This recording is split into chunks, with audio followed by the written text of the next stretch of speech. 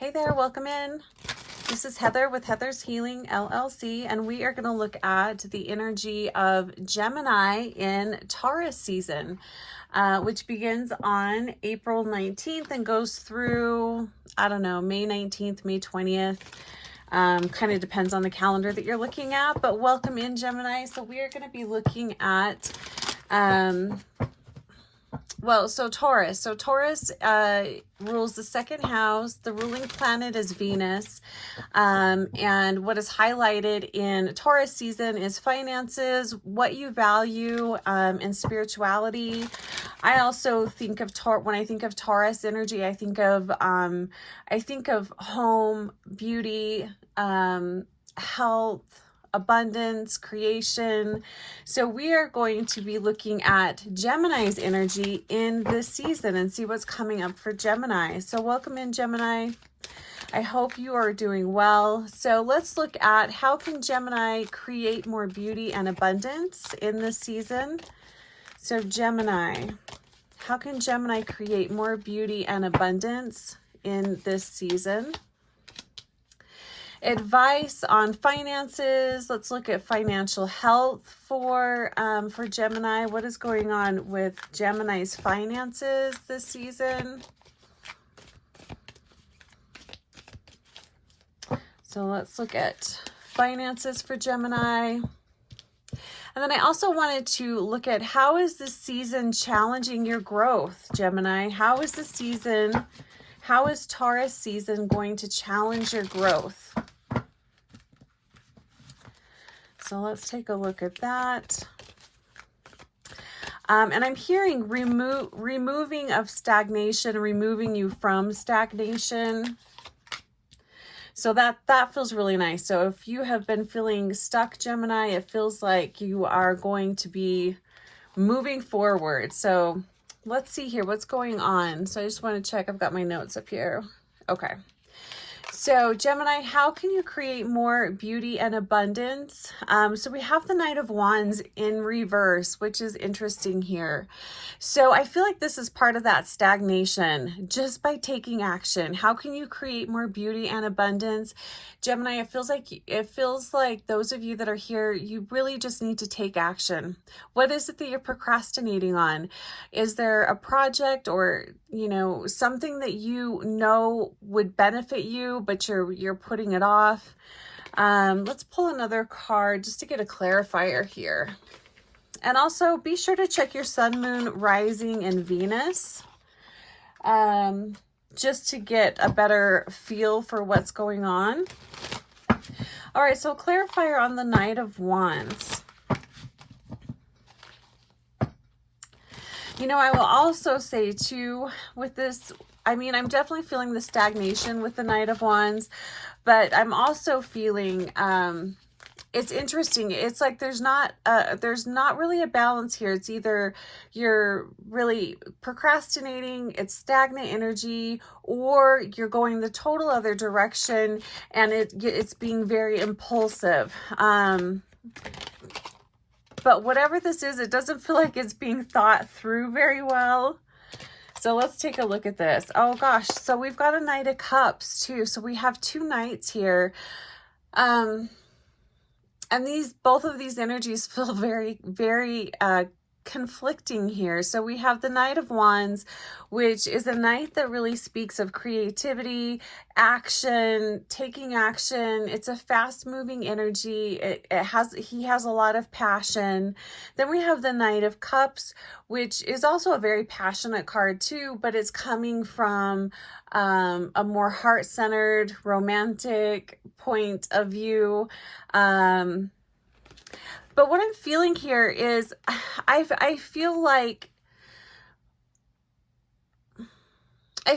you have a lot of things being offered to you this season, and I don't want to say missed opportunity because I don't feel like we ever miss opportunities that are meant for us. I believe they do come back around, but be open to trying new things, Gemini, this Taurus season. Don't just say no just to say no, and don't say yes just to say yes. Really feel into What is it that you want? If you are saying yes to opportunities, or even if it's just an opportunity to go hang out with friends, you know, are you doing it because you really want to and your heart's really in it? Or are you doing it because you feel obligated to? Take a look at what you are doing out of obligation, and take a look at what you are doing because it feels right to you. That's where you can create more beauty and abundance. And I feel like that's just you, Gemini, standing in your place of empowerment. Do you know what it is that you want? Being very clear about what you want, and then really following through on that, and not letting other people, you know, push you or persuade you into doing something. Make sure that what you are doing, you're doing it because it feels right to you. So let's look at financial health for Geminis. We have the Wheel of so in this deck, it's the Wheel of the Year. In most decks, it's the Wheel of Fortune. And it's in reverse. You know, it's interesting. Because I always see the sign of Taurus as being a very abundant sign. And Taurus is an earth sign. So, you know, I always really feel Taurus bringing in a lot of abundance into the home, beauty into the home. And again, here I'm feeling that stagnation here. This feels like pessimism. So, you know, Gemini, what's going on, Gemini? I just feel like there's, I don't want to say depressed. I'm not really feeling that. It just is kind of pessimistic. It's feeling like your ship is never going to come in. But I think the reason why this is coming up is you just aren't being clear with what it is that you want. So, let's get advice here. Let's pull another card here for the Wheel of the Year. Which, you know, we are, I mean, next month is, you know, we're going to be moving into Gemini season. And I feel like every birthday is like another turn of the wheel. It's a new cycle coming in. So Gemini, you're nearing your next cycle as well. So what is it that you want to bring in into the rest of the year? I feel like getting really clear about that is going to really help your finances here, and also getting out of pessimistic thinking. We have the Five of Swords. See, and this again is going back into how are you sabotaging your finances? Is it just, you know, not paying attention to it, maybe overspending? Is it just being pessimistic? Is it saying no to opportunities that could bring more money in or bring more growth in? You know, what is this for you, Gemini? And it's going to be different for all of you. But there's definitely some sabotage energy here. The other thing I'm hearing too is trying to fit in. So for some of you, this feels like overspending to fit in with friends, family, coworkers, or to appear like you have more than what you do. And I'm also feeling for some of you, this is, you know, and I understand this too, helping people out financially when you really don't have the money to be helping other people out. So this could be helping out friends, family, you know, children, doing for others financially when you really don't have it. So I would just say, just be mindful, Gemini, of how you're spending your money. And again, I'm really just picking up the energy of, you guys are, for not all of you, but for the people that I'm picking, that the cards are picking up on here, you're not standing in your power. You're allowing other people to influence what you're doing, how you're spending your money. So just check in with yourself, Gemini. What's going on with you? What's going on? What do you want? And if this is a particular situation, Gemini, reach out to me. My information's below. We can do a one-on-one and check in with your guides and teachers and just get a feel for what's going on. Collective reads, it's hard to just pinpoint it on one person because it is a collective look at Gemini energy and 2024. I don't know if I said the year, 2024. So how is this season challenging your growth? And we have the Three of Cups in reverse. And again, I'm feeling kind of stagnant energy. It almost feels like, Gemini, like you guys are feeling left out, or you're feeling, I'm really feeling the left out thing, or feeling like, you know, other people, things are going well for other people, that you're seeing things happen in your friends' life, other, you know, family members' lives, co-workers' lives, and you're just kind of wondering, when is it going to be my turn for things to go right? When is that going to happen for me? And really, this is just you're being challenged here to really change your mindset and change how you're seeing things. It's very interesting that,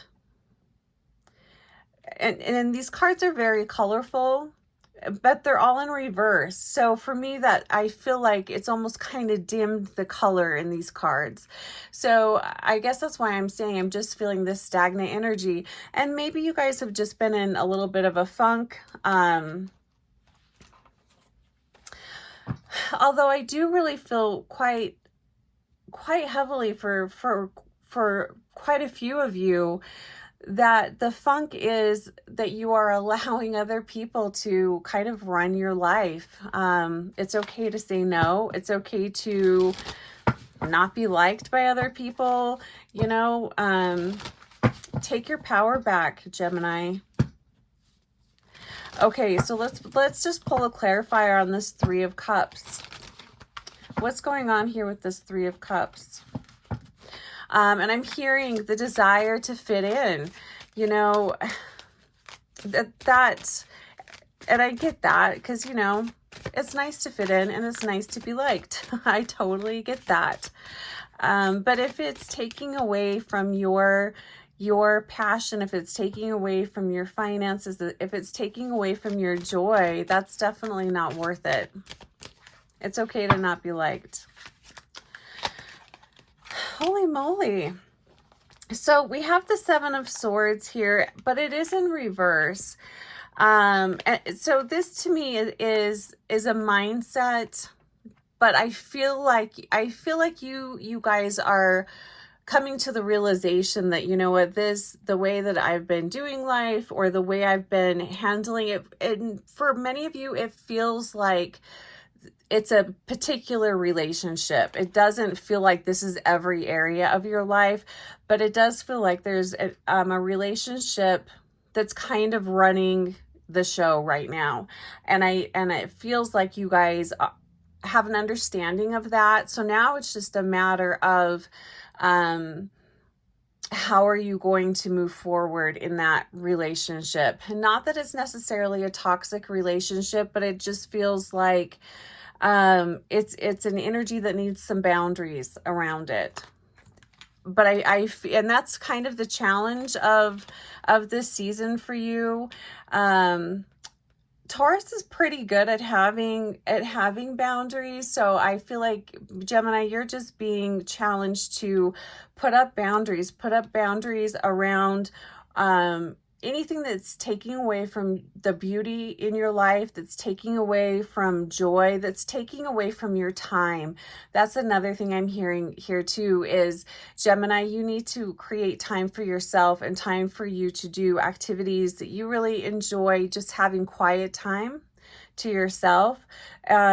Also putting around boundaries with your money. If you have money to give to someone else and you want to do that, great. But if you're already struggling, helping someone else out, that's not helping you here. So boundaries around money, and also around thoughts about lack, thoughts about, you know, kind of reeling in some of those negative thoughts. So I do feel like you guys are on the precipice of a change here. Like you guys are, those of you that are in those types of relationships, you recognize that. So I don't feel like this is something foreign or that you're not aware of.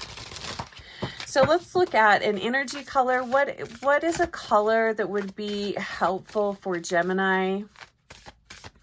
What is a color that would be helpful for Gemini? I'm really seeing yellow. So I'm going to say yellow for sure, which really will help with the boundaries. It will help with self-confidence.